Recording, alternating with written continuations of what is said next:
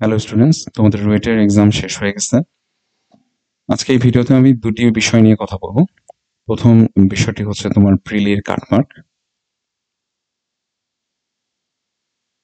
তো প্রিলির কাটমার্কে যাওয়ার আগে আমি একটু জাস্ট একবার রিক্যাপ করে দিই যে আমাদের আম, যে 6,500 প্লাস এক্সাম দিয়েছিল তার মধ্যে তোমার হচ্ছে মানে প্রতিটি শিফটে অ্যারাউন্ড 2,666 জন বা 67 জনকে তোমার হচ্ছে টেকানো হবে প্রতিটি শিফটে।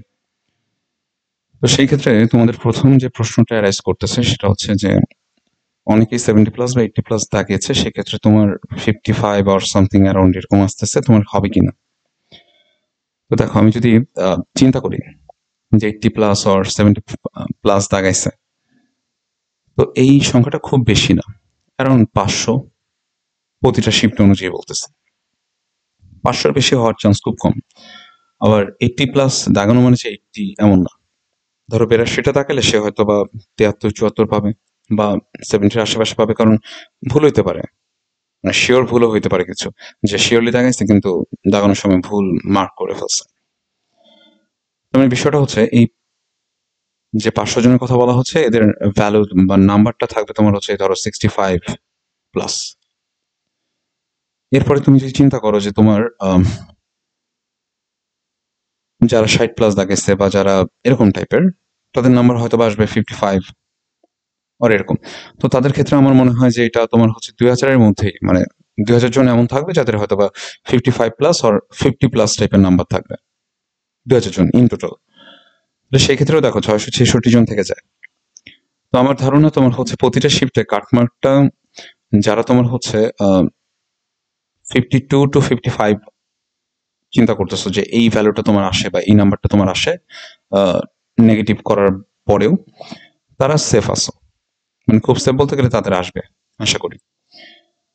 আর যাদের এই 52 এর থেকে একটু কম, ধরো 47, 48 এরকম টাইপের, তো তাদের আসার চান্স বেশ ভালো।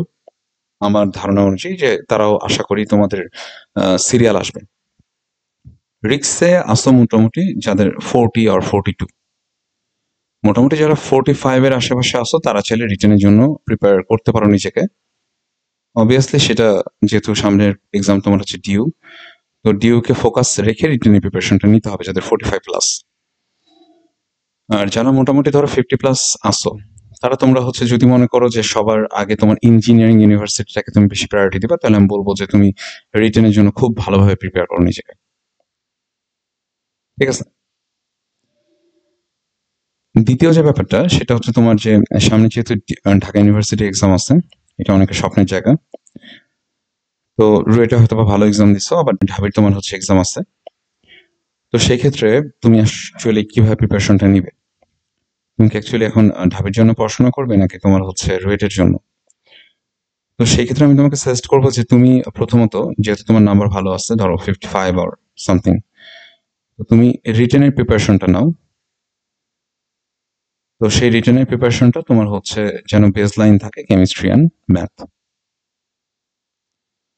তো কেমিস্ট্রি আর ম্যাথে তুমি হচ্ছে ভালোভাবে প্রিপেয়ার করবে নিজেকে, কারণ দেখো কেমিস্ট্রিতে থিওরিটিক্যাল কোশ্চেন তোমার ঢাবিতেও হইতে পারে, প্লাস তোমার হচ্ছে রুয়েটেও হইতে পারে, তো এটা তোমাকে হেল্প করবে। প্লাস ম্যাথ, ম্যাথ খুব যে তোমার হচ্ছে প্রমাণ টাইপের আসবে এমন না। যেগুলো আসে ঢাবিতে সেগুলোর ক্ষেত্রে তোমার হচ্ছে রুয়েটেও এগুলো আসার চান্স থাকে। সো এই দুইটা সাবজেক্ট তুমি তোমার হচ্ছে সেম ফোকাসে রেখে পড়তে পারো। এছাড়া তোমার হচ্ছে এই কোশ্চেনগুলো যখন করবে তখন একটু ক্যালকুলেটর বাদ দিয়ে করবে 15 তারিখের আগ পর্যন্ত, মানে যাদের ঢাবি প্লাস রুয়েট চিন্তা ভাবনা আছে এবং রুয়েটে মোটামুটি শিওর, তাদের জন্য এই প্ল্যানিংটা যে রিটেনের প্রিপারেশনটা ম্যাথ আর কেমিস্ট্রিতে খুব বেশি ভালোভাবে নিবে এবং তোমার হচ্ছে ক্যালকুলেটরটাকে ইউজ না করে যতটা পারা যায়, বিশেষ করে এমসিকিউতে। এমসিকিউতে কত ফার্স্ট তুমি ক্যালকুলেশন করতে পারো। আর যাদের মার্কটা তোমার হচ্ছে 45 অ্যারাউন্ড, তাদের ক্ষেত্রে আমি বলবো যে তোমরা আপাতত ঢাবির জন্য খুব ভালোভাবে পড়ো। ঢাবির এমসিকিউতে জোর দাও, ঢাবির রিটেনে জোর দাও। যদি 13 তারিখে তোমার হচ্ছে রেজাল্ট পজিটিভ আসে, সেই ক্ষেত্রেও তুমি এই কন্ডিশনে পড়াশোনা করবে এবং 15 তারিখের পরে বা 15 তারিখ থেকে তুমি হচ্ছে রুয়েটের জন্য একদম ক্লিয়ার ভিশনে পড়াশোনা করা শুরু করবে। ঠিক আছে।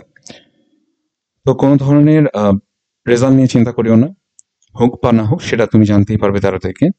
এই 13 তারিখে তোমার রেজাল্ট যেন তোমার 15 তারিখকে নষ্ট না করে।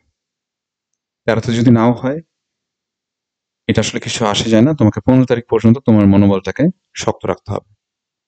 So all the best.